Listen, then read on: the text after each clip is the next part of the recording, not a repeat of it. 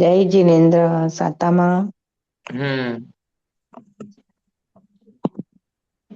जी वंदना कर लिए स्वामी। हाँ जी। तिखुतो अयाहिणं पयाहिणं वंदामि नमस्सामि सत्कारिमि सम्मानिमि नाणं मंगलं देव्यं देह्यं विश्वासामि मत्येण वंदामि। तिखुतो अयाहिणं पयाहिणं वंदामि नमस्सामि सत्कारिमि सम्मानिमि कल्याणं मंगलं देव्यं देह्यं मत्येण वंदामि। तिखुतो अयाहिणं पयाहिणं वंदामि नमस्सामि सत्कारिमि सम्मानिमि कल्याणं मंगलं देव्यं देह्यं विश्वासामि मध्येण वंदामि। सुख सातमा स्वामी। सातामा स्वामी। हाँ जी।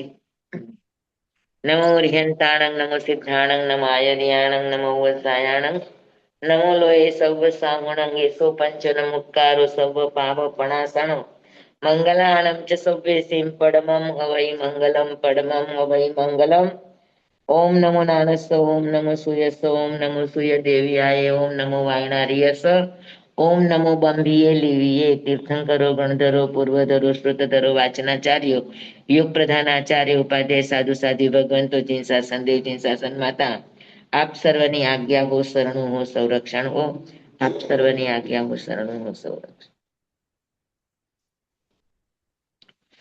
मोक्ष मार्गस्य नेतारम् भेतारं कर्म भ्रूभृता ज्ञातारं विश्वतत्त्वानां वन्दे तद्गुणलब्धये वन्दे तद्गुणलब्धये। जय जिनेन्द्र। जय जिनेन्द्र स्वामी। जय जिनेन्द्र स्वामी। हाँ जी, આપણે હવે બીજું શરૂ કરીએ।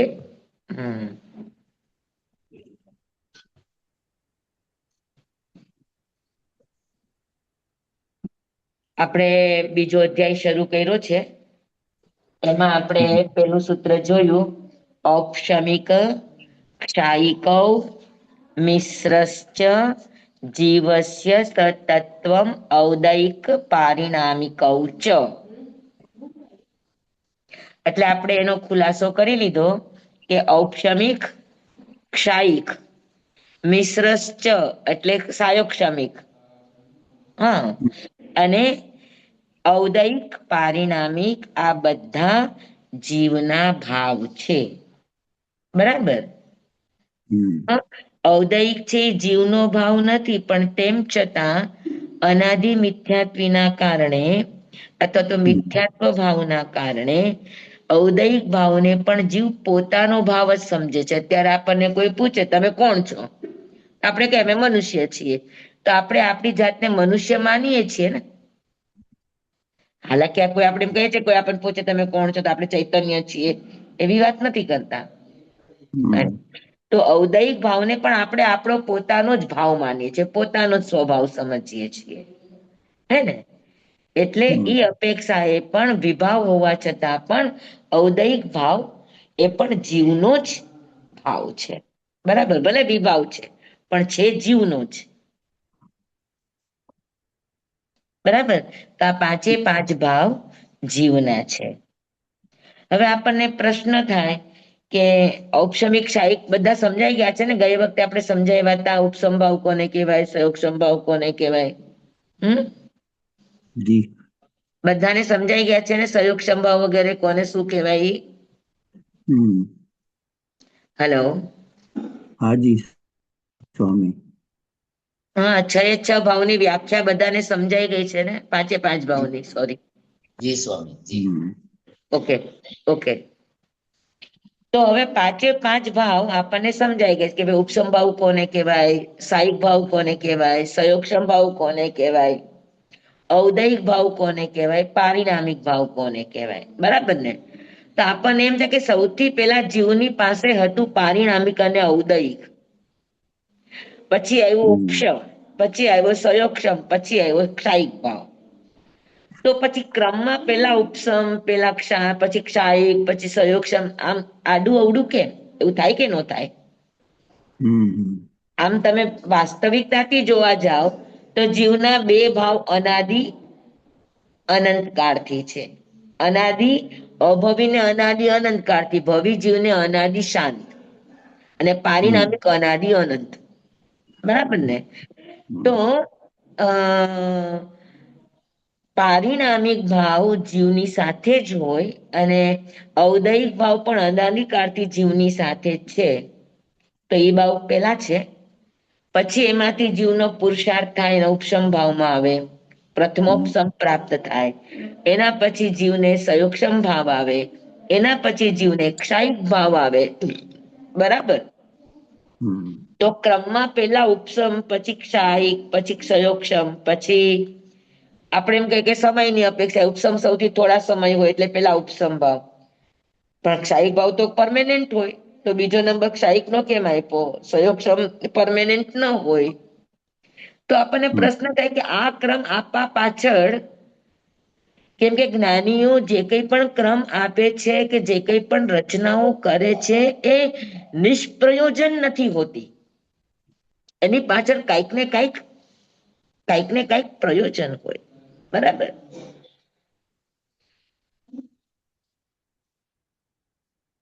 તો કે ઉપસમ સમ્યક તો પ્રાપ્ત કરનારા જીવો કેટલા? બહુ જ થોડા જીવો હોય ઉપસમ સમ્યક તો પ્રાપ્ત, ઉપસમ ભાવો પ્રાપ્ત કરનારા, ઉપસમ સમ્યક તો પ્રાપ્ત કરનારા. એની કરતા ક્ષાયિક ભાવ કરનારા અનંત ગુણા છે. સિદ્ધ ભગવાન છે, ક્ષાયિક ભાવમાં આવે. તો સામાન્ય ઉપશમ કરતા ક્ષાયિક ભાવ અનંત ગુણા વધારે છે. એટલે બીજા ક્રમમાં ઈ આપ્યું. ક્ષાયિક કરતા સયોક્ષમ વાળા વધારે છે. કેમ કે એકેન્દ્રિય થી લઈને પંચેન્દ્રિય સુધી બધા જ આવી જાય. તો ક્ષાયિક ભાવ વાળા, સયોક્ષમ ભાવ વાળા એની કરતા પણ વધારે અસંખ્યાત ગુણા છે. એટલે પછી ત્રીજા ક્રમમાં અહીં આવ્યા. એની કરતા ઔદયિક ભાવ વાળા વધારે છે. ભવિ અભવિ બંને આવી જાય. સયોક્ષમ ભાવની અંદર તો ભવિ જ આવે, જ્યારે ઔદયિક ભાવની અંદર તો ભવિ ને અભવિ બંને આવી જાય. અને ત્યાર પછી પારિણામિક ભાવ છે, તો પારિણામિક ભાવ જીવમાં પણ હોય ને અજીવમાં પણ હોય. 4 ભાવ છે એ ખાલી જીવમાં જ હોય, પણ પારિણામિક ભાવ છે તો જીવમાં પણ હોય ને અજીવમાં પણ હોય. તો એની સંખ્યા વધારે થઈ. સમજાઈ ગયું તમને બરાબર? કે ઉપસમ ભાવ વાળા સૌથી થોડા હોય, એનાથી વધારે અનંત ગુણા ક્ષાયિક ભાવ વાળા હોય, એનાથી અસંખ્યાત ગુણા સયોક્ષમ ભાવ વાળા હોય. કારણ કે એની અંદર એકેન્દ્રિય પણ ભળી ગયા, વનસ્પતિકાય વગેરે. એની કરતા પણ ઔદયિક ભાવ વાળા વધારે, કારણ કે ભવિ ને અભવિ બંને ભળી ગયા એટલા માટે. અને પારિણામિક ભાવ એની કરતા પણ વધારે, જીવની અપેક્ષાએ ઔદયિક અને પારિણામિક ભાવ બધા જ જીવોમાં હોય. પણ સંખ્યાની અપેક્ષાએ જોઈએ તો પારિણામિક ભાવ વધારે મળે, કારણ કે પારિણામિક ભાવ અજીવમાં પણ મળે. અજીવનો પણ પારિણામિક ભાવ હોય. સ્વામી, કેવી સમજાણું રીતે તમને? અજીવમાં પરિણામિક ભાવ? હા, અજીવમાં પરિણામિક ભાવ કેવી રીતે હોય ન સમજાણું. પારિણામિક ભાવ કોને કહેવાય? કે જેમાં કોઈ જ બાહ્ય નિમિત્ત નથી અને વસ્તુ એની મેળે બદલાય છે, એની મેળે પરિવર્તન પામે છે. એ પારિણામિક ભાવ છે. બરાબર? એમાં કોઈ જ કારણ નથી, કોઈ જ ફેક્ટર નથી કે એના બદલાવમાં નિમિત્તભૂત બને. સ્વાભાવિક રીતે પોતે પોતાની રૂપે પરિણમે છે, બદલાય છે. એને પારિણામિક ભાવ કહેવાય. તો હવે જેમ કે કોઈ કપડું તમે લીધું, તમે વાપરું પણ નથી, એઝ ઇટ ઇઝ તમે કબાટમાં મૂકી દીધું, વર્ષો પછી તમે જુઓ છો તો એ ગળેલું હોય, કાણા કાણા પડી ગયા હોય. કોણે પાડ્યા? સ્વાભાવિક. કાળ ગયો અને પડ્યા. તેમાં કોઈ જ કારણ નથી કાણા પાડવા પાછળ, કે નથી કઈ ભરાણું, નથી કઈ ફાટ્યું, નથી કઈ તૂટ્યું. સ્વાભાવિક રીતે એનામાં આ બદલાણું. મકાન તમે બનાવ્યું, સમય થાય એટલે એમાં જીર્ણોદ્ધાર કરવો પડે, જૂનું થતું જાય. જૂનું કોણે કર્યું? એને મેળે થયું. સમય જતા જતા જતા જતા જતા ઉત્પાદ વ્યય આ પારિણામિક ભાવનો સ્વભાવ છે. તો એ સ્વભાવને લઈને એનામાં પરિવર્તન આવે છે. પણ એના પરિવર્તન પાછળ કોઈ પણ પ્રયાસ, કોઈ પણ પ્રયત્ન, કોઈ પણ પુરુષાર્થ, કોઈ પણ નિમિત્ત નથી હોતા. એને પારિણામિક ભાવ કહેવાય. સમજાણું? હા, ગોળ લઈ આવ્યા ને ગોળ એની મેળે મેળે મેળે મેળે જૂનો થતો ગયો, બગડી ગયો ને એની મેળે દારૂ બની ગયો. કોણે બનાવ્યો? એની મેળે બની ગયો. વસ્તુ બગડી ગઈ, એની મેળે બગડી ગઈ. એને બગાડવા પાછળ બીજું કોઈ જ કારણ નથી. સમજાણું બધાને? સ્વામી હાજી. જ્યારે જે સંકિત હોય ત્યારે જ ઈ ભાવ ગણવાનો. અત્યારમાં હા, આપણામાં ક્ષાયિક ભાવ, જ્યારે જે સંકિત હોય, ધારો કે અત્યારમાં આપણે ક્ષાયિક સંકિત ન હોય તો ક્ષાયિક ભાવ નહીં ગણવાનો. ક્ષાયિક ભાવ, ક્ષાયિક સંકિત આવી ગયું તો પછી ક્ષાયિક ભાવ કાયમ રહેશે. હા, અને પણ અત્યારે તો આપણને તો ક્ષાયિક સંકિત આપણી નહીં પાસે હોય. ક્ષાયક સંકિત નથી તો આપણને અત્યારે જણાય જ છે. હા, તો પછી ઈ ભાવ આપણામાં નહીં હોય ને, ક્ષાયિક ભાવ એમ ના ના કહેવાનું. ના ના ના ના ના.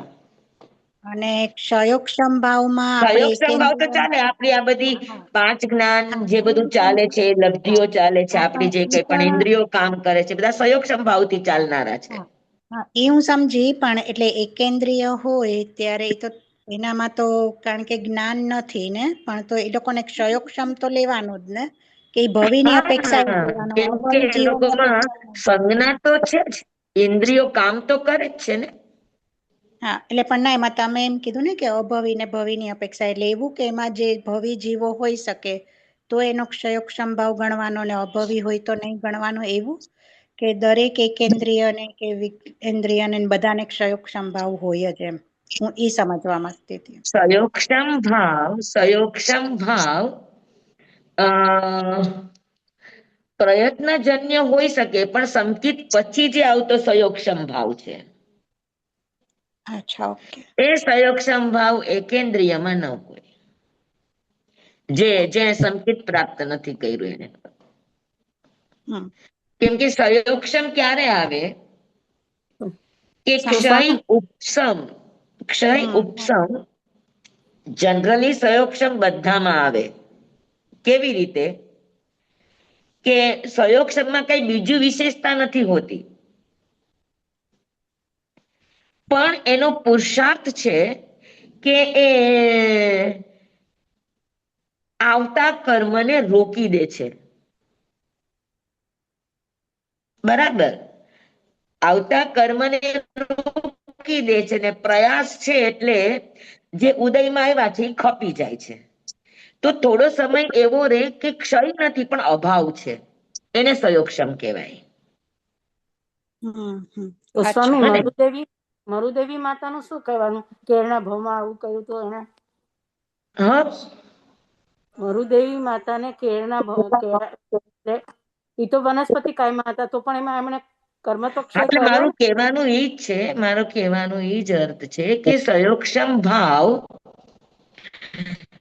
જે પુરુષાર્થજન્ય હોય, એ સયોક્ષમ ભાવ એકેન્દ્રિયમાં જે સંકિત નથી પામ્યા, કે જે આત્મ સન્મુખ નથી બન્યા, એનામાં તમને જોવા ન મળે. જેમ કે નિગોદના જીવો છે, જે સંકિત ક્યારેય પામ્યા નથી. સંકિત પામેલા પણ નિગોદમાં પડ્યા છે. પણ આમાં આપણે અનાદિ મિથ્યાત્વી જીવ લેશું, જે નિગોદની અંદર છે, એનામાં સયોક્ષમ હશે, પણ કેવો સયોક્ષમ હશે ખબર છે? માત્ર અક્ષરનો અનંતમો ભાગ જેનો ઉદ્ઘાટિત છે, અને એનું સુખ દુઃખ વગેરે જે કંઈ પણ થાય છે, આ એના સયોક્ષમ ભાવમાં આવશે. પણ ઈ નગણ્ય જેવું ગણાય. મારું કહેવાનો અર્થ એ હતો. એટલા સમજાણું રેખાબેન? હલો. હા સ્વામી હા સમજાયું. રેખાબેન હા સમજાયું સ્વામી. સમજાણું? એટલે આ હવે જીવનો ખાલી વિકાસ પ્રયત્ન થાય અને હા જે અનાદિ અવ્યવહાર રાશિનો જીવ છે એમાં સંયોગક્ષમ ભાવ કેટલો હશે? અક્ષરના અનંતમાં ભાગનો ઉદ્ગાર છે એટલો જ. અને ખાલી પ્રયત્ન કરે છે અમુક વસ્તુ માટે કે આમાં એની જે દેખાય સંજ્ઞાઓ જવું. ચાલતી હોય એટલા પૂરતું જેનો સંયોગક્ષમ હોય એને ખબર પડે કે ભાઈ મારો આ હાર છે તો આ હાર લેવાની તો ખબર પડી કે ન પડી એને. હા હા સમજ પડી. હા હે ને? સ્વામી એ એટલી પણ ખબર તો મતિ પડી ને એને. જ્ઞાન હા મતિ જ્ઞાન શ્રુત જ્ઞાન છે એટલે ખબર પડે ને. મતિ અજ્ઞાન કહેવાય. મતિ હા, મતિ અજ્ઞાન શ્રુત અજ્ઞાન અક્ષરનો અનંતમો ભાગ પર્યાય શ્રુત કહેવાય. હે ને? સાકરનો દાણો પડ્યો હોય તો કીડી તરફ જ જવા પ્રયત્ન કરે. એ તમે એક વખત ઉદાહરણ આપેલું હતું કે નહીં સમજ તો પડે છે ને એમ. હા જ્ઞાન હે છે ને? પણ સમજ તો છે. એટલો સંયોગક્ષમ તો એનામાં રહેવાનો છે કારણ કે એટલું જ્ઞાન તો બધા જીવમાં રહેવાનું જ છે ને. હા હા બરોબર. પણ સંયોગક્ષમ ભાવનો મેઇન અર્થ શું છે કે ઉદયને અટકાવવું. હા નવા આવતા હોય એને અટકાવવું અને ઉદયને પણ અટકાવી દેવું આ સંયોગક્ષમ ભાવ છે. તમે અત્યારે ભણી રહ્યા છો તો જ્ઞાનાવરણીય કર્મનો શ્રુત જ્ઞાનાવરણીય કર્મનો ઉદય નથી અને જે શ્રુત જ્ઞાનાવરણીય કર્મ ઉદયમાં આવી રહ્યું છે બંધાઈ રહ્યું છે એનો પણ તમે સંવર કરી દીધો છે તમારા પ્રયાસ દ્વારા પ્રયત્ન દ્વારા. અગર તમે ભાવપૂર્વક અને સમજણ પૂર્વક અને એકાગ્રતા પૂર્વક તમે ભણો છો તો આ પ્રયાસના દ્વારે શું થશે તો કે શ્રુત જ્ઞાનાવરણીય કર્મનો સંયોગક્ષમ થશે. તો સંયોગક્ષમ એટલે શું? તો કે જે કર્મ ઉદયમાં આવ્યા છે એનો ઉપશમ થઈ જશે. જે કર્મ ઉદયમાં નથી આવ્યા એ અટકાઈ જશે, એ ઉદયમાં નહીં આવે ને જે ઉદયમાં આવી રહ્યા છે એનો ક્ષય થઈ જશે. ક્ષય થઈ જશે એનો અર્થ છે કે ઉદયમાં નહીં આવે, એ દબાઈ જશે. સમજાણું તમને? તો થોડા સમય માટે એવો સમય આવે કે સ્વામી ઉદયનો દબાઈ જશે. અભાવ થઈ જાય. સ્વામી એક પ્રશ્ન પૂછું? હા એ દબાઈ જશે તો ફ્યુચરમાં તો ઉદયમાં આવશે ને પાછું? એ ચાલુ જ છે. હા સંયોગક્ષમ ભાવની અંદર તમારું થાળું નિર્મળ નથી થતું, એ તો સત્તામાં પડ્યું જ છે એટલે આવવાનું જ છે. આ ખાલી તમે જેટલા સમય પૂરતો તમારો પુરુષાર્થ ચાલુ રહેશે એટલા સમય પૂરતું આ રહેશે. તમારો પુરુષાર્થ નબળો પડ્યો તો ફરી પાછું એનું જોર વધે.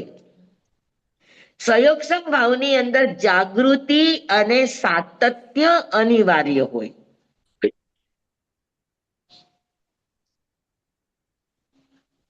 જાગૃતિ પૂર્વકનો પ્રયાસ તમારો સતત ચાલુ હોય તો નવા કર્મ ઉદયમાં આવતા અટકી જાય અને જે ઉદયમાં આવ્યા છે એ ખરી જાય. એટલે એ સમયે તમને એ કર્મના ઉદયનો અનુભવ ન હોય, આમ વિપાક રૂપે ન હોય, બાકી પ્રદેશોદય રૂપે ચાલુ હોય. તો આ સ્થિતિ સંયોગક્ષમની છે. સમજાણું તમને? ખ્યાલમાં આવ્યું? ક્ષય અને ઉપશમ ઈ ગણતરીએ છે કે તમારો પ્રયાસ એટલે નવા કર્મો નથી આવતા, એ અટકી ગયા એટલે એનો ઉપશમ થઈ ગયો. અને સમયે સમયે કર્મ તો ઉદયમાં ચાલુ જ છે પણ તમારા પ્રયાસના કારણે, તમારી જાગૃતિના કારણે, તમારા ભાવના કારણે જે કર્મ ઉદયમાં આવ્યું તમને વિપાક નથી આપતું, ખરી ગયું. અને એ સમયે તમને જે પણ જ્ઞાનની ઉપલબ્ધિ થઈ, જે પણ તમારામાં સમજ જાગી, આ સંયોગક્ષમ ભાવ છે.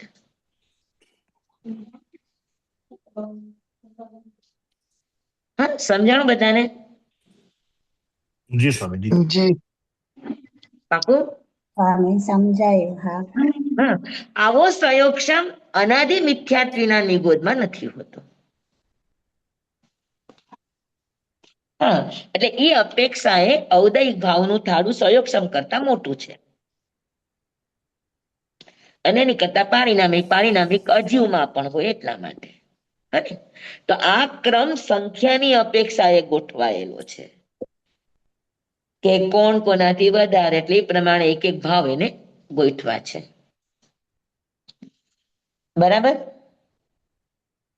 હવે આપણે 4 ભંગ જોયા હતા: અનાદિ અનંત, અનાદિ શાંત, સાદી અનંત અને સાદી શાંત. બરાબર. હવે આપણે એક એક ભાવને જોઈએ કે ભાઈ ઉપસમ ભાવ છે, તો ઉપસમ ભાવ છે એ 4 માંથી કયા ભંગમાં આવશે? સાદી શાંત. હા, બરાબર બરાબર. એક છે અનાદિ અનંત, હમ. એક છે અનાદિ શાંત,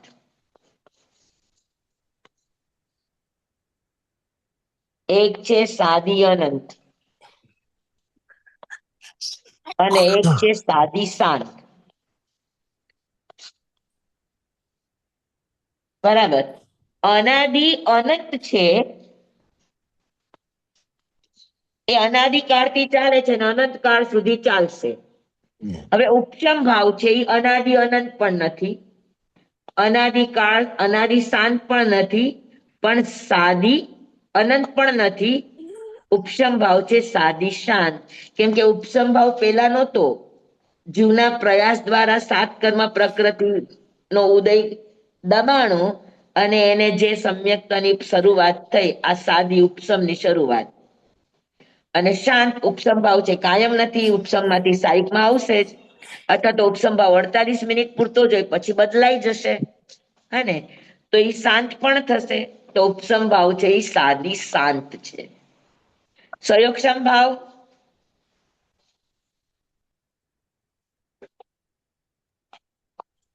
અનાદિ શાંત થઈ જશે ને, કારણ કે ક્ષાયિક આવી જશે ત્યારે એ શાંત થઈ જશે. તો કે સંયોગક્ષમ ભાવ જેને આપણે પ્રયાસપૂર્વક નો કહીએ છીએ, એ સંયોગક્ષમ ભાવ પણ સાદી શાંત છે. કેમ કે સંયોગક્ષમ સંકિત થશે, હા, અને પછી એ શાંત પણ થશે, એટલે સાદી શાંત છે સંયોગક્ષમ ભાવ પણ. જે મેં તમને કીધું કે નિગોદના જીવોમાં જે અનાદિ મિથ્યાત્વી જીવ છે, હા, એનામાં પણ આ પ્રયાસપૂર્વકનો સંયોગક્ષમ નથી હોતો. તો એ સંયોગક્ષમ જે ખરેખર સંયોગક્ષમ કહેવાય, એ પણ સાદી શાંત છે. બરાબર. હા, ઈ સંયોગક્ષમની શરૂઆત થાય જ્યારે જીવ વ્યવહાર રાશિમાં આવે, પછી જેમ જેમ એના ભવોનો વિકાસ થતો જાય, ઇન્દ્રિયોનો વિકાસ થતો જાય, અને ખરેખર ગણતરીમાં જે સંયોગક્ષમ ભાવ શરૂ થાય, તો એ સ્વરૂપ થાય અને પછી એનો અંત પણ છે. 7મા ગુણસ્થાન એનો અંત થઈ જાય, લાસ્ટ 7 ગુણસ્થાન સુધી સંયોગક્ષમ ભાવ રહે. 7મા ગુણસ્થાન પછી ભાવ બદલાઈ જાય, કા ઉપસમ ને કા ક્ષાયિક. બરાબર. તો સંયોગક્ષમ ભાવ પણ સાદી શાંત છે. બરાબર. પછી ક્ષાયિક ભાવ, સાદી અનંત. તો કે એ સાદી એની શરૂઆત થાય પણ પછી એનો અંત નથી થતો, એટલે સાદી અનંત છે ક્ષાયિક ભાવ. બરાબર. પછી ઔદયિક ભાવ, અનાદિ અનંત. તો કે ઔદયિક ભાવ અભવીની અપેક્ષા એ અનાદિ અનંત છે.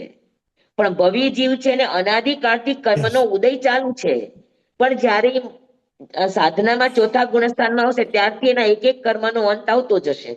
નદી શાંત. તો અને છેલ્લે મોક્ષે જશે ત્યારે એના બધા જ કર્મનો અંત આવી જશે. તો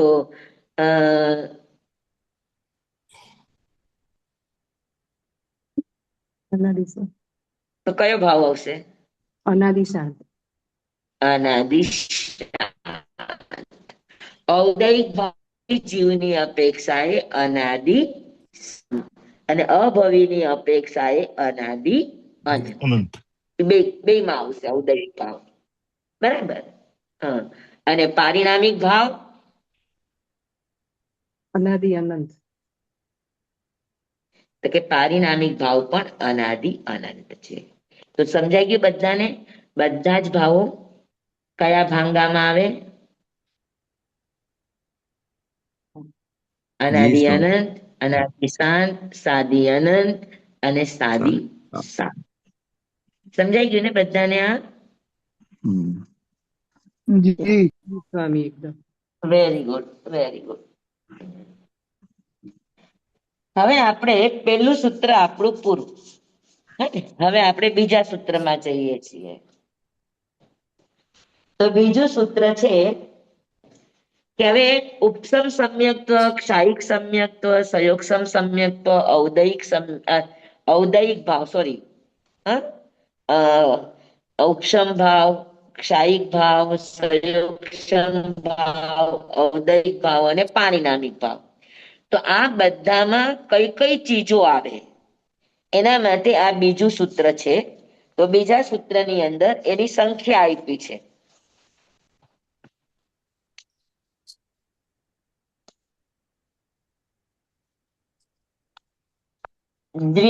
તમારી પાસે બધા પાસે છે.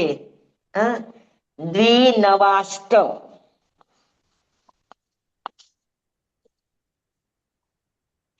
દ્વિનવાષ્ટ દસ,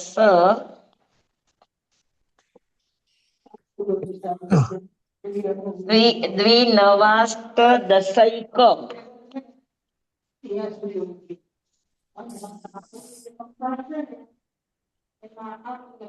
વિંશતિ,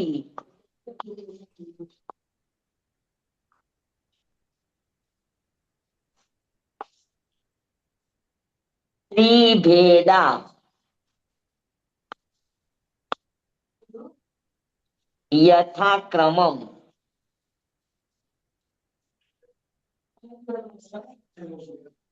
આ સૂત્ર છે.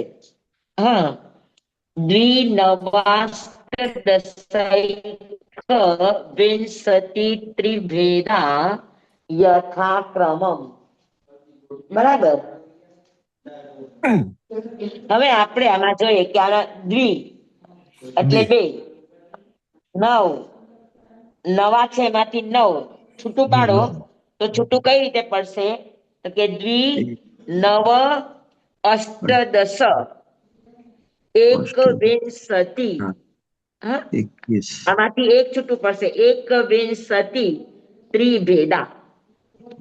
હા, તો દ્વિ એટલે બે, નવા 9 એટલે 9, અષ્ટદશ એટલે 18, એકવિંશતિ એટલે 21 અને ત્રિ એટલે 3. યથાક્રમમ એટલે ક્રમશઃ. એટલે શું થયું? તો કે ઉપસમ ભાવ છે. ઉપસમ ભાવના કેટલા પ્રકાર? તો કે દ્વિ, 2 પ્રકાર. બરાબર. ઉપસમ પછી આવે ક્ષાયિક. ક્ષાયિક ભાવના કેટલા પ્રકાર? તો કે 9. પછી આવે સંયોગક્ષમ. તો સંયોગક્ષમ ના કેટલા છે? તો કે 18. પછી આવે ઔદયિક. 21. તો ઔદયિક ના કેટલા છે? તો કે 21. હા, અને પારિણામિક. તો પારિણામિક ના છે 3. જોઈ લ્યો. ઉપસમ ના 2, ક્ષાયિક ના 9, સંયોગક્ષમિક ના 18, ઔદયિક ના 21 અને પારિણામિક ના 3. ટોટલ કેટલું થયું?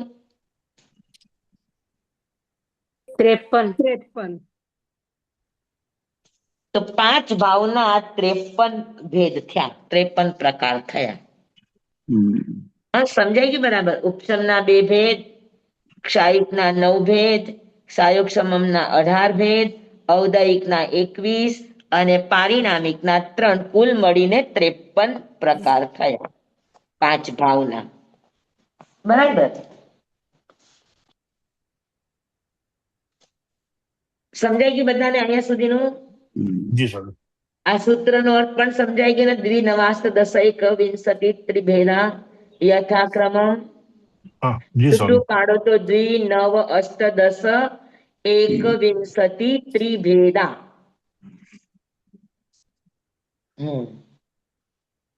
હવે આગળના સૂત્રમાં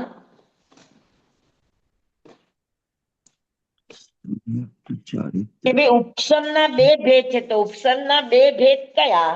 હવે આગળના સૂત્રમાં એ બધા ભેદો ખુલ્લા કરે છે.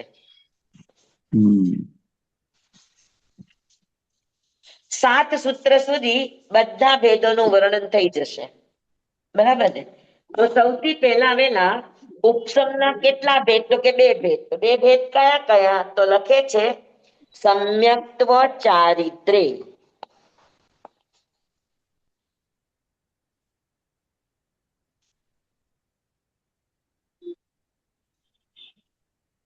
સમ્યક્ત્વ ચારિત્રે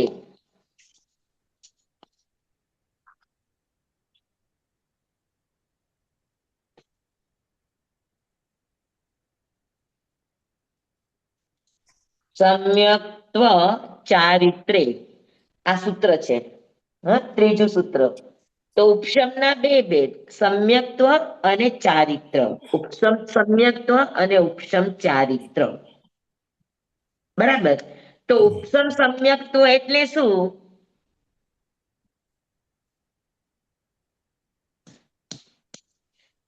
તો કે મિથ્યાત્વ પ્રાયોગ્ય સાતેય પ્રકૃતિ નો ઉદય ન હોય, સત્તામાં હોય પણ એનો ઉદય ન હોય, પ્રદેશોદય પણ નહીં અને વિપાકોદય પણ નહીં, કઈ જ ન ઉદયમાં હોય, સાતમાંથી એક પણ પ્રકૃતિના એક પણ દલિકનો ઉદય ન હોય, ઈ સમયે જીવના જે પરિણામ, ઈ સમયે જીવના જે ભાવ, એ ભાવને ઉપશમ સમ્યક્ત્વ કહેવામાં આવે. સમજાણું બરાબર બધાને? જી. મિથ્યાત્વ પ્રાયોગ્ય સાત પ્રકૃતિ કઈ? 4 ને 3 7.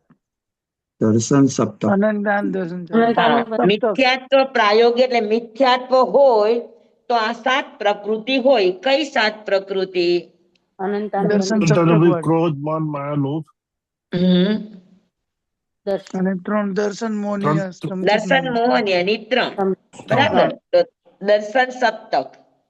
તો દર્શન સપ્તક માંથી એક પણ પ્રકૃતિનો ઉદય ન હોવો. ઉદય ન હોવો એટલે પ્રદેશોદય પણ નહીં ને વિપાકોદય પણ નહીં. બરાબર. ઈ સમયે જીવની જે પરિણામની ધારા નિર્મળ હોય, જ્યાં એને આત્માનો અહેસાસ હોય, આત્મા દેખાય નહીં પણ આત્માનો અહેસાસ હોય, એની અનુભૂતિ હોય, તો એ અનુભૂતિને શું કહેશો?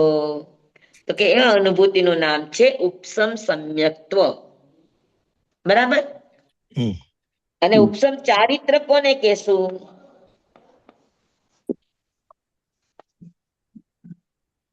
તો કે ઉપશમ ચારિત્ર એક જ છે. સામાયિક ચારિત્ર છે, ચારિત્ર, પરિહાર વિશુદ્ધ ચારિત્ર, યથાખ્યાત ચારિત્ર, સ્વીર્તિ ચારિત્ર, આ બધા સાયોક્ષમિક ચારિત્ર છે. ઉપશમ ચારિત્ર ની અંદર એક જ આવશે, યથાખ્યાત ચારિત્ર.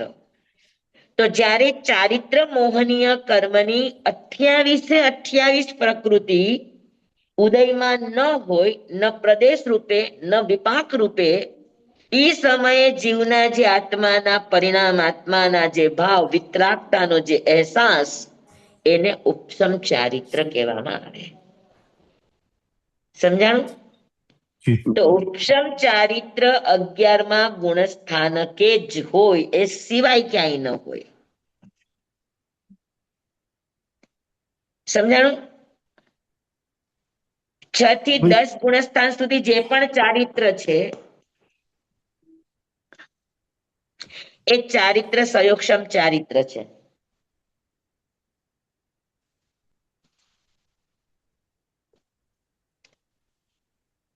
બરાબર. એક યથાખ્યાત ચારિત્ર છે, એ જ ઉપશમ ચારિત્ર ની અંદર આવે ને 11મા ગુણસ્થાન વર્તી.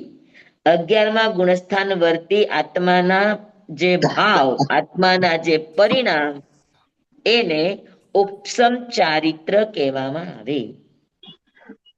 સમજાય ગયું બધાને? એટલે પછી 11 થી 14 સુધી ગણાય? ના ના ના ના ના, ઉપશમ છે આ. પછી તો ક્ષાયિક ચારિત્ર આવી જાય, ક્ષાયિક ભાવમાં આવી જશે. પણ 11મા ગુણસ્થાનથી તો પડે પણ ને સ્વામી? 11મા ગુણસ્થાન પડી શકે. જ્યાં સુધી 11મા ગુણસ્થાનમાં છે ત્યાં સુધી એને યથાખ્યાત ચારિત્ર હોય. પછી પડીવાય થાય તો પછી એનું જે ચારિત્ર આવે, સૂક્ષ્મ સંપ્રાય આવે, 10મા ગુણસ્થાનકે આવે તો, એનાથી નીચે આવે તો કા એને છેદોસ્થાપનીય હોય કા એનું સામાયિક ચારિત્ર હોય, બે માંથી એક હોય. 8, 9, 10 વિશિષ્ટ સાધનામાં જાય તો પરિહાર વિશુદ્ધ ચારિત્ર હોય, પણ એને યથાખ્યાત ચારિત્ર ન હોય. સમજા? સ્વામી 8, 9, 10 ગુણ સ્થાનક એ સમકિત ઉપસમ હોઈ શકે, પણ ચારિત્ર તો ક્ષયોક્ષમ જ લેવાનું ત્યાં. હા હા, ચારિત્ર સયોક્ષમ જ હોય. બરાબર છે.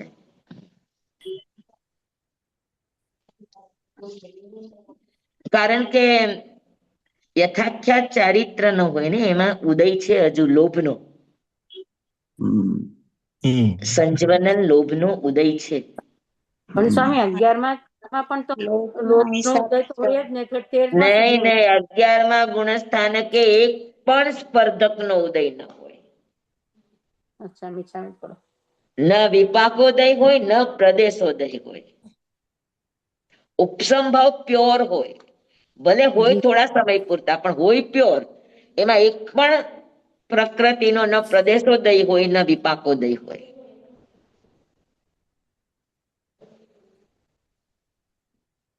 સમજાણ? જી સ્વામી. બરાબર.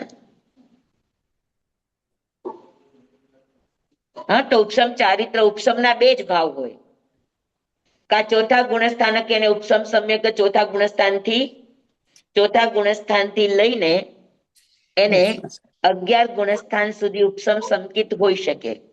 હા, અને ઉપસમ ચારિત્ર હોય તો 11માં ગુણસ્થાન એકમાં જ એનું એ ચારિત્ર હોય, ઉપસમ ચારિત્ર.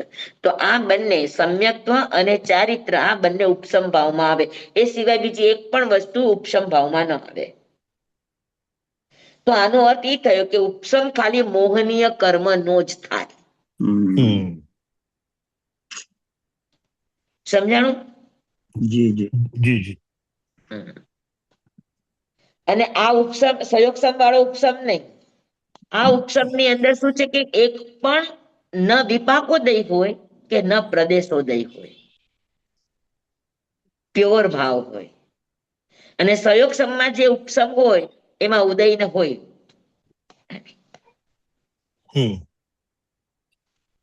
સમજાય ગઈ બરાબર બધાને?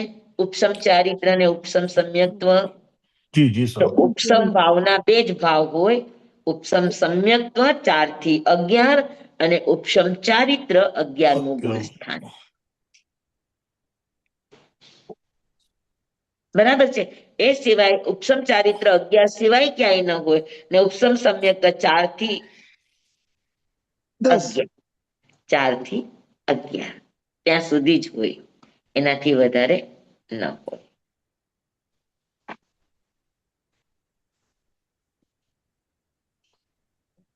સમજાય ગયું? તો આગળ વધુ. એટલે 11માં ગુણસ્થાનકે બંને છે એમ. શું તમે એમ કીધું ને કે 4 થી 11 ઉપસમ સમ્યક્ત્વ છે. હા, તો સમ્યક્ત્વ અને ચારિત્ર બે ઉપસમ ભાવ છે. તો 11માં ગુણસ્થાનકે 11માં ગુણસ્થાનકે ઉપસમ ભાવના બે ભાવ હોય, ઉપસમ સમ્યક્ત્વ પણ હોઈ શકે, ઉપસમ ચારિત્ર પણ હોય. બરાબર. પણ ઉપસમ સમ્યક્ત્વ જ હોય એવું નહીં, સહાયક સમ્યક્ત્વ પણ હોય. ઓકે.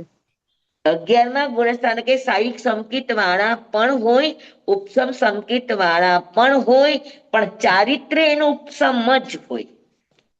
અચ્છા. શાહિક સંકેત વાળા હોય તો ભાઈ પડીવાય કેમ થાય? સહાયક સંકિત વાળા છે ચારિત્ર થી પડીવાય થશે, સંકિત થી પડીવાય નહીં થાય. અચ્છા. ઓહો. સમજાણું? એટલે જ 11માં ગુણસ્થાનકે જે મૃત્યુ પામે એ સહાયક સંકિત જ હોય. ઉપસમ સમ્યક્ત્વ વાળા પડીવાય થાય, મૃત્યુ ન પામે.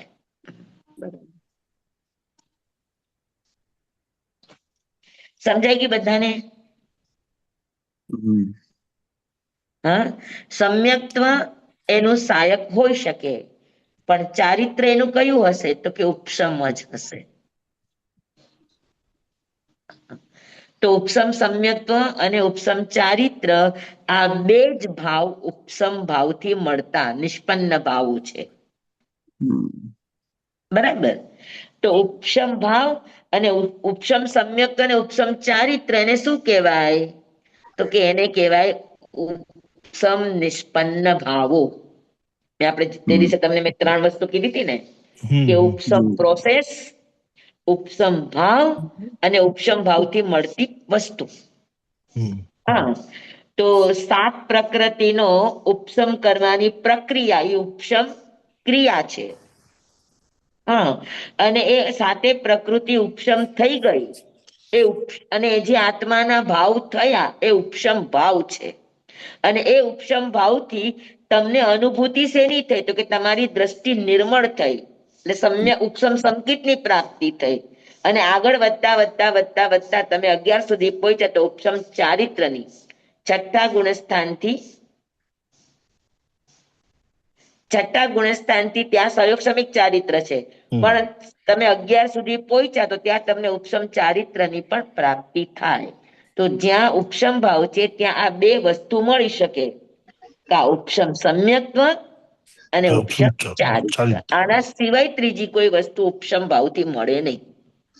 તો ઉપશમ નિષ્પન્ન ભાવ કેટલા કહેવાય? તો કે 2, ઉપશમ સમ્યક્ત્વ અને ઉપશમ ચારિત્ર. સમજાઈ ગયા તમને? 3 વસ્તુ અલગ અલગ, પ્રોસેસ, ભાવ અને નિષ્પન્નતા. હા, હસીતભાઈ સમજાઈ ગયું? જી સ્વામી, this is quite interesting. હા,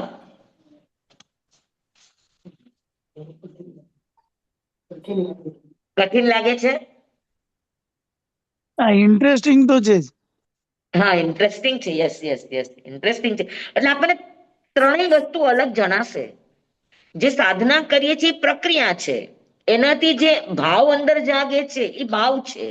અને ભાવ જેવા જાગે એટલે આપણા આત્મામાં વિશેષ ગુણ, લબ્ધિ, સિદ્ધિ કઈ પણ પ્રાપ્ત થાય.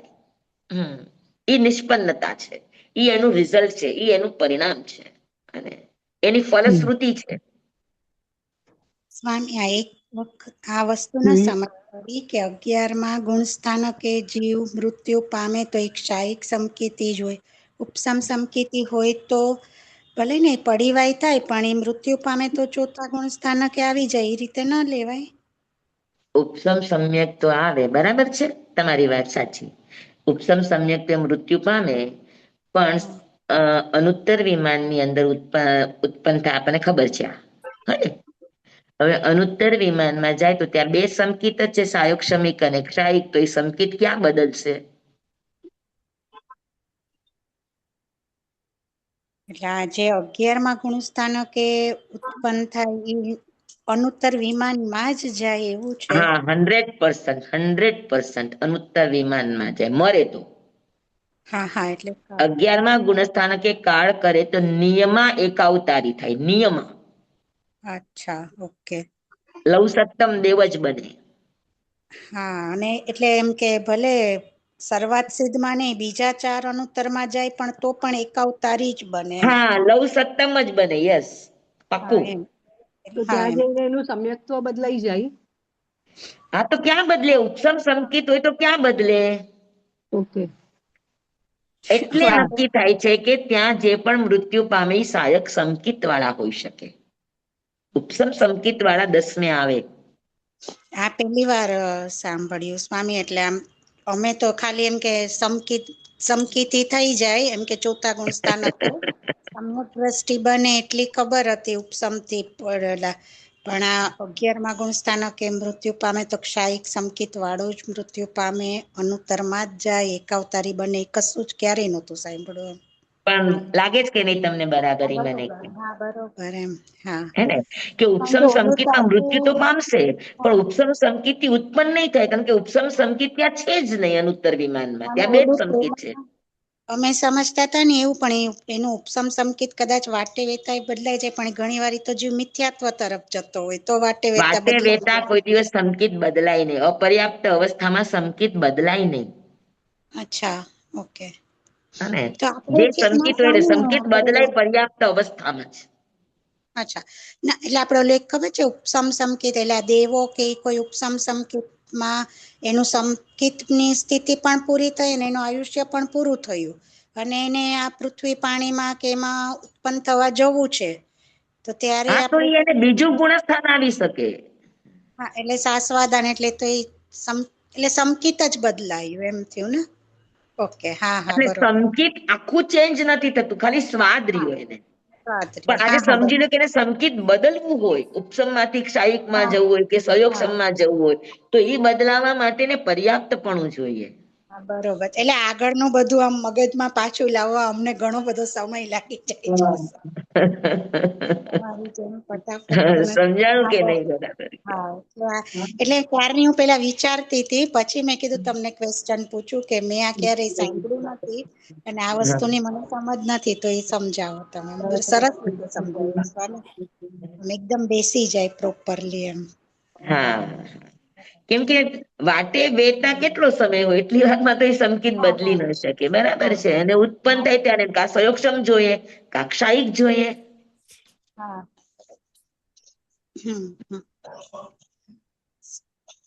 ધન્યવાદ સ્વામી, બહુ સરસ. હમણાં તો ચાલો. મારે ઘણા બધા લેક્ચરો રહી ગયા છે, એટલે ઘણા બધા ક્વેશ્ચનો હા, પણ મેં ઘણા દિવસે આજે તમને અહીંયા અમારા ક્લાસમાં જોયા. ઘણા વખતથી મને કઈ ને કઈ પણ તમે રેગ્યુલર લે તો મને સારું થાય. રેગ્યુલર મારે રહેવું જોઈએ છે પણ અને તો મારા જેવાને સારું થાય. મને એમ થાય કે મારું પ્રમાણિત થતું જાય, કેમ કે હું પણ છદમસ્ત છું, મારી પણ ક્યાંક ઉપયોગની શૂન્યતા થઈ જાય એવું થાય. તમે સાતામાં છો ને બધા સ્વામી? ઓહો, એકદમ એકદમ એકદમ. હા, તો ઉપશમ ભાવથી મળતી બે વસ્તુ, ઉપશમ ચારિત્ર અને ઉપશમ સમ્યક્ત્વ. બરાબર છે? ભાવ પછી ક્રિયા અને નિષ્પન્ન. હા, ભાવ ક્રિયા અને નિષ્પન્ન ફ્રૂટ. ક્રિયા ભાવ અને નિષ્પન્ન નિષ્પન્ન ક્રમેમ આવશે. પેલા ક્રિયા, ક્રિયા પછી ભાવ. ભાવ અને પછી એનાથી નિષ્પન્નતા. એટલે ક્રમે રીતે આવશે કે પેલા તમે ક્રિયા કરી, પ્રોસેસ થઈ, પ્રોસેસ થી તમારામાં ઈ ભાવ જાયગા, અને ઈ ભાવ જાયગા તો તમને ગુણોની પ્રાપ્તિ, તે ગુણસ્થાનની પ્રાપ્તિ, તે સિદ્ધિની પ્રાપ્તિ. ઉપલબ્ધિ. હા, ઉપલબ્ધિ. નિષ્પન્ન એટલે ઉપલબ્ધિ જ કહેવાય. બરાબર. તો ત્રીજું સૂત્ર આપણું પૂરું થઈ ગયું. બધાને સમજાઈ ગયું? સમ્યક્ત્વ ચારિત્રે. જી સ્વામી. હવે આવશે ક્ષાયિક ભાવ. ક્ષાયિક ભાવના કેટલા ભેદ કીધા હતા? તો કે 9. કયા કયા? તો કે જ્ઞાન, દર્શન, જ્ઞાન, દર્શન, દાન, લાભ, ભોગોપભોગ, ભોગોપભોગ, વીર્યાની ચ.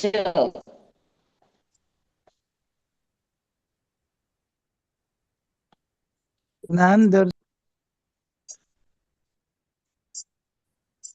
જ્ઞાન, દર્શન, દાન, લાભ, ભોગોપભોગ, વીર્યાણી ચ.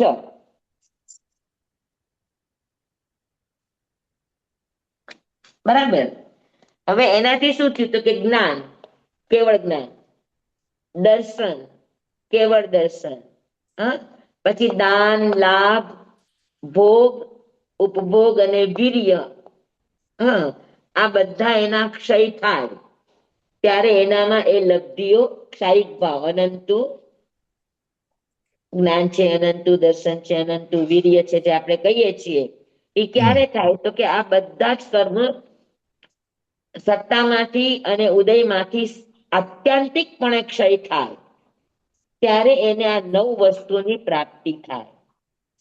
જ્ઞાન, કેવળ જ્ઞાન, દર્શન, કેવળ દર્શન, અનંતુ દાન, અનંતુ લાભ, અનંતુ ભોગ, અનંતુ ઉપભોગ, અનંતુ વીર્ય.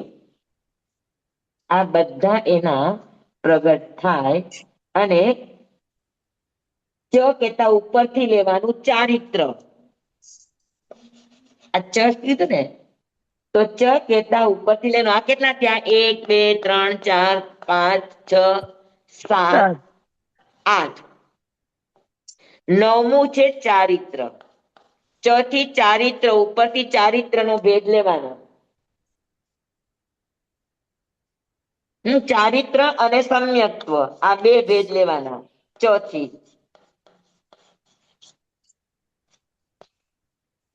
દાન 1, દર્શન 2, 3 4 5 6 અને 7 થયા. ક્ષાયિક ભાવ તો 9 કીધા છે, તો બીજા બે કયા? તો કે ચ થી બીજા બે લેવાના. કયા? તો કે ઉપરના સમ્યક્ત્વ ચારિત્રે. ઈ બે ઉપરથી લેવાના. તો સમ્યક્ત્વ અને ચારિત્ર તો કુલ મળીને કેટલા થયા? 9 થયા.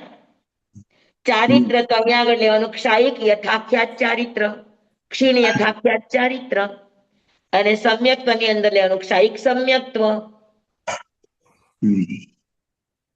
સમજાણું બરાબર?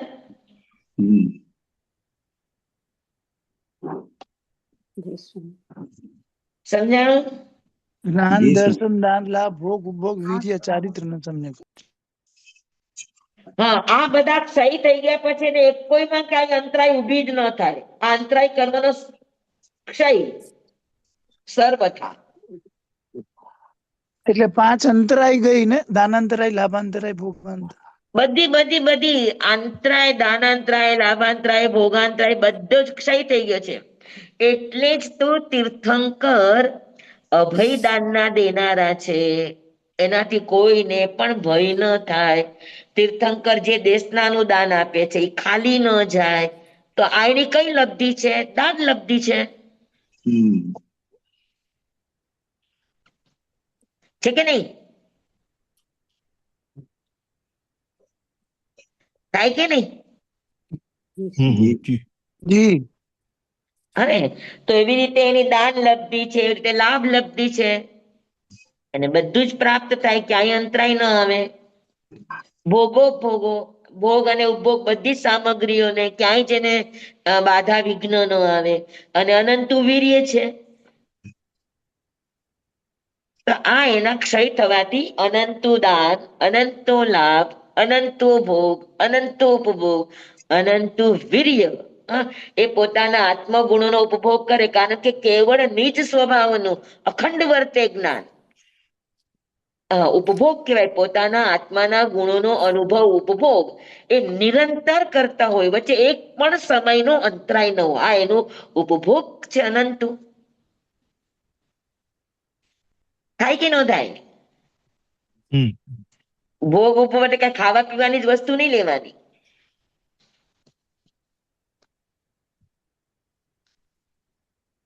જેનો ઉપભોગ વારંવાર કરી શકે ને અને એમાં અંતરાય ન આવે એ અનંતો ઉપભોગ છે.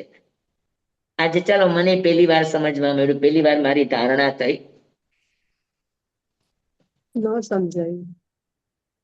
ન સમજાય. અનંતુ દાન કેવડી થયા પછી એનું અંતરાય કર્મ સર્વથા ક્ષય પામ્યું છે. બરાબર? તો તીર્થંકરના હાથે જે દેવાય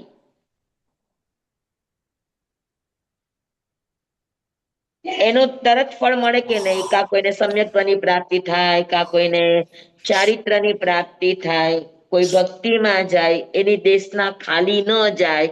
આપણે ભલે કહીએ પેલી દેશના ભગવાનની ખાલી ગઈ, પણ એમાં સમકીતી તો ઘણા પાયમાં. ચારિત્રની રીતે ખાલી ગઈ, સમકીતની રૂપે ખાલી નથી ગઈ. તો એની દાન લબ્ધિ છે. એનો જે ઉપદેશનું દાન કરે છે, દેશનાનું દાન કરે છે, એનું દાન ક્યારેય ખાલી ન જાય. સમજાણું કે નહીં? હા, સમજાયું.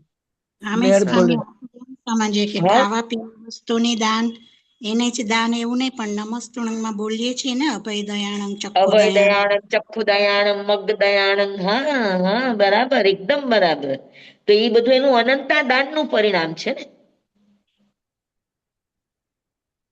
પછી અનંતો લાભ છે આત્મગુણોનો. એ સિવાય બાહ્ય સંયોગોમાં પણ એને લાભ જ છે. પછી ભોગ છે, હા, એની સામે જે જે આવે છે એનો શિષ્ય પરિવાર આવે, જે પણ આવે, આ એના ભોગ છે, અનંતો ભોગ છે, ઐશ્વર્ય છે, હે, એમાં પણ ક્યાંય કોઈ બાધા નથી આવતી. અને ઉપભોગ એના આત્મગુણો, એનું કેવળ જ્ઞાન સતત ચાલે છે, એના આત્મગુણોનો અનુભવ સતત ચાલુ છે, કેવળ નિજ સ્વભાવનું અખંડ વર્તે જ્ઞાન, એમાં એના ઉપભોગમાં પણ ક્યાંય અંતરાય નથી, પ્રકટ થઈ ગયું છે. અને વીર્ય, એનું અનંત વીર્ય તો ખુલ્લું જ છે. હા, એ અપ્રતિહત છે. અપડી હોય વર્ણાણ દર્શણ,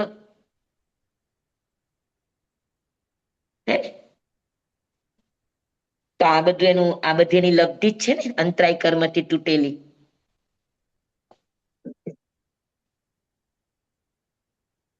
સમજાણું?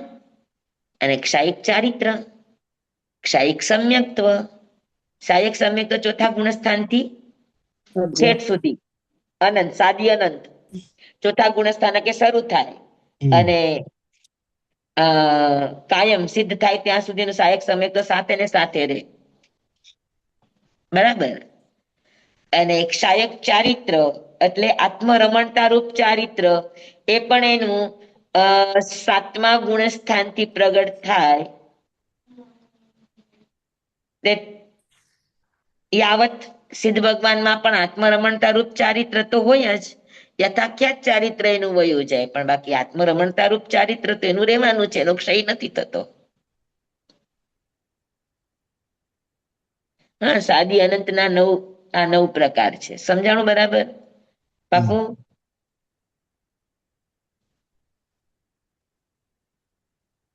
બધાને સમજાઈ ગયું? આ 9 ભાવ ક્ષાયક છે, સાદી અનંત. હા સ્વામી, જી સમજાયા. સ્વામી.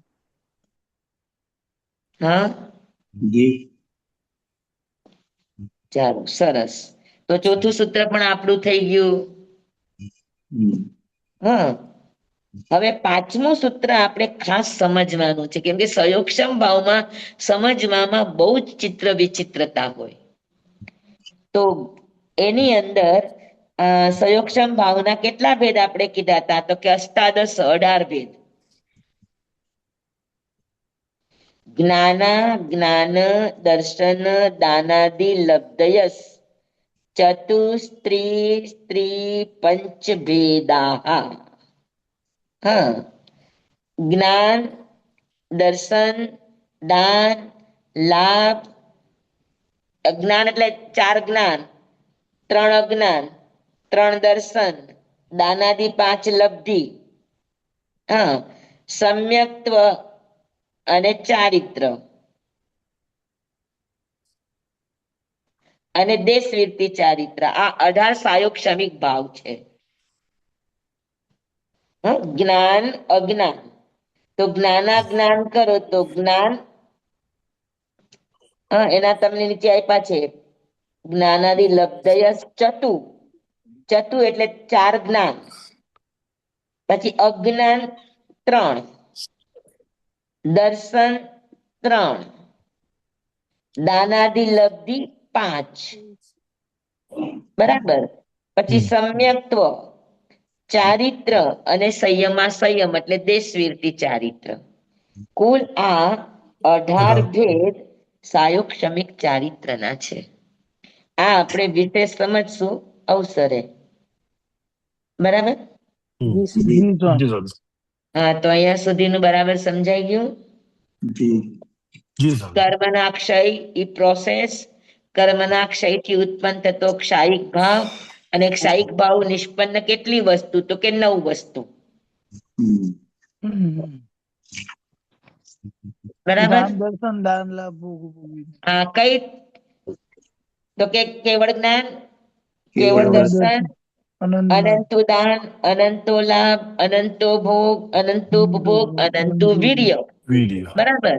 સહાયક સમ્યક્ત્વ અને ક્ષાયક ચારિત્ર, ચારિત્ર. બરાબર. આ 9 ભેદ સહાયક સમ્યક્ત્વના છે. ડાયરેક્શન. એ બધાને નિષ્પન્ન ભાવ કહેવાય. જી જી. ચાલો બધાને સમજાઈ ગયું. હવે કોઈને કઈ પૂછવું છે? આજનો ક્લાસ આપણો પૂરો કરીએ. 8:30 જી સ્વામી. થયા છે.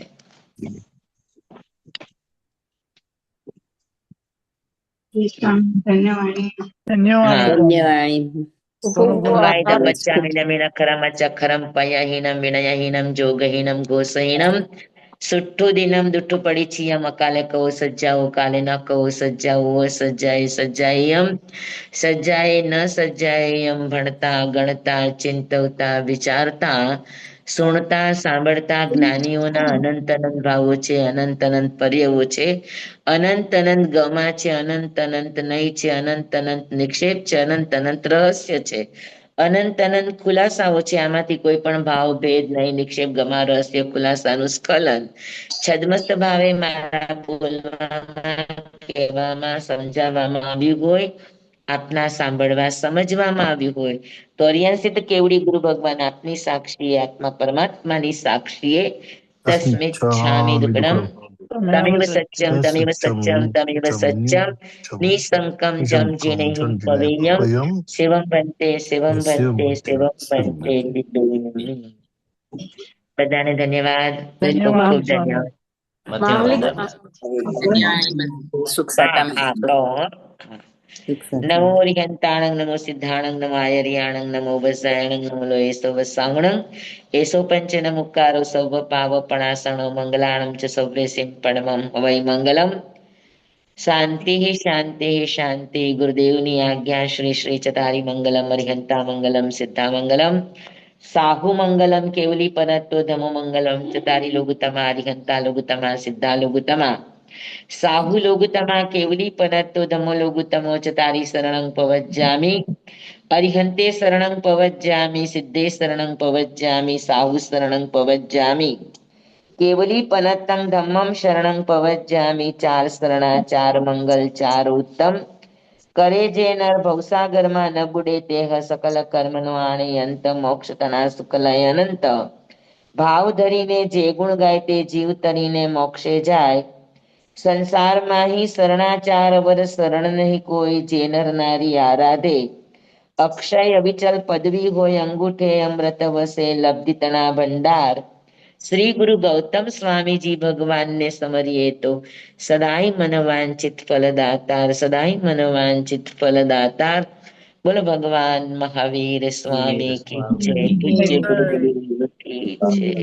ખૂબ ધન્યવાદ સ્વામી. હા, બધાને ખૂબ ખૂબ ધન્યવાદ. ધન્યવાદ. અમે ખૂબ ખૂબ આભાર.